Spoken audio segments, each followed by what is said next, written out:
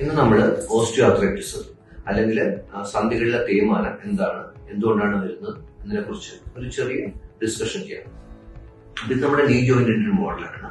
അപ്പം നമ്മുടെ ബോൺസിന്റെ ഇടയ്ക്ക് അല്ലെങ്കിൽ ജോയിന്റ്സിന്റെ ഇടയ്ക്ക് തരുണാസ്ഥി ഉണ്ട്. തരുണാസ്ഥി അല്ലെങ്കിൽ ഹൈലൻ കാർട്ടിലേജ് ഉണ്ട്. അപ്പൊ ഈ കാർട്ടിലേജിന് ഡാമേജ് വരുന്നത് അല്ലെങ്കിൽ കാർട്ടിലേജ് കുറഞ്ഞു വരുന്നതിനാണ് തേയ്മാനം എന്ന് പറയുന്നത്. അപ്പൊ ഇതൊരു നോർമൽ നീ ജോയിന്റ് എക്സ്റേ ആണ്.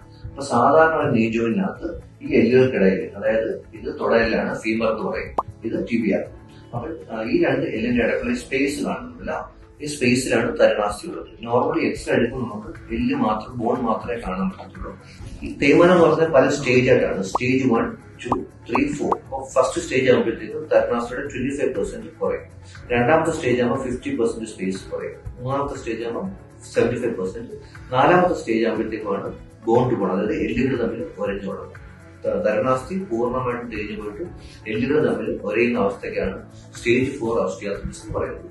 ഇതിന്റെ പുറത്തെ ഭാഗത്ത് അല്ലെങ്കിൽ ലാറ്ററൽ കമ്പാർട്ട്മെന്റിൽ ഇപ്പോഴും സ്പേസ് ഉണ്ട്, അല്ലെങ്കിൽ ആ തരുണാസ്ഥി ഇപ്പോഴും ബാക്കിയുണ്ട്. പക്ഷെ അകത്തെ കമ്പാർട്ട്മെന്റിൽ ആ തരുണാസ്ഥി മൊത്തം പോയിട്ട് എല്ലുകൾ തമ്മിൽ ഒരയുന്ന അവസ്ഥയാണ്. അത് രണ്ട് കാലിലും കാണും. രണ്ട് കാലിലും അകത്തെ ഭാഗത്ത് ഗ്യാപ്പ്, അതായത് തരുണാസ്ഥി മൊത്തം പോയിട്ട് എല്ലുകൾ തമ്മിൽ ഒരഞ്ഞു തുടങ്ങുന്ന അവസ്ഥയാണ് ഇതിനകത്തുള്ളത്.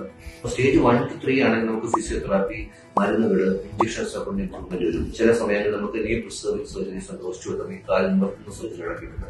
പക്ഷെ സ്റ്റേജ് 4 ആയി കഴിഞ്ഞാൽ നീ റീപ്ലേസ്മെന്റ് ആണ്. നീ റീപ്ലേസ്മെന്റ് എന്ന് പറഞ്ഞാൽ വേറൊന്നുമില്ല, നമ്മുടെ ബോണിന് സ്പെസിഫിക് ഷേപ്പിൽ കട്ട് ചെയ്തിട്ട് താഴത്തും മുകളിലും സ്പെസിഫിക് ഷേപ്പിൽ കട്ട് ചെയ്തിട്ട് പ്രത്യേക ഇംപ്ലാന്റ്സ് ഉണ്ട്. നീ റീപ്ലേസ്മെന്റ് ഇംപ്ലാന്റ്സ് ആണ്. ഇത് കൊബാൾട്ട് ക്രോമിയോ അല്ലെങ്കിൽ ടൈറ്റാനിയോ ആയിരിക്കും. ഇതിനിടയ്ക്കുള്ള ഈ പോർഷൻ ഈ പ്ലാസ്റ്റിക് ആണ്. അതിന് പോളി എന്നാണ് പറയുന്നത്. പുതിയ materials, important materials almost 30 years ആണ് അതിന് ഗ്യാരണ്ടി ഉള്ളത്. പൂർണ്ണമായിട്ടും വളവുകൾ മാറുകയും കാലിന്റെ വളവുകൾ ഡിഫോമിറ്റി മാറുകയും വേദന പൂർണ്ണമായിട്ട് ഇല്ലാതാവുകയും ചെയ്യും.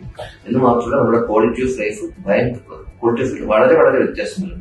പണ്ട് നമുക്കാണെങ്കിൽ സ്റ്റെപ്സ് കയറാനോ തൂത്തിരിക്കാനോ അല്ലെങ്കിൽ പബ്ലിക് ട്രാൻസ്പോർട്ട് ഉപയോഗിക്കാനോ പറ്റാത്ത ആൾക്കാർക്ക് ദീർഘയാത്രയ്ക്ക് പോകാനായാലും പബ്ലിക് ഫംഗ്ഷൻ, ഇപ്പം കല്യാണത്തിന് പോകാനായാലും ഒക്കെ അത്രയും ക്വാളിറ്റി ഓഫ് ലൈഫ് വളരെ ഇംപ്രൂവ് ആവുന്ന ഒരു സർജറിയാണ്. ശരിക്കും പറഞ്ഞു കഴിഞ്ഞാൽ ലാസ്റ്റ് സെഞ്ചുറിയിലെ ഏറ്റവും ഇമ്പോർട്ടന്റ് ആയിട്ടുള്ളത് ക്വാളിറ്റി ഓഫ് ലൈഫ് ഏറ്റവും കൂടുതൽ സർജറികളുടെ ഒന്ന് ടോട്ടൽ ഹിപ്പ് റീപ്ലേസ്മെന്റ്, ഒന്ന് ടോട്ടൽ റീപ്ലേസ്മെന്റ്.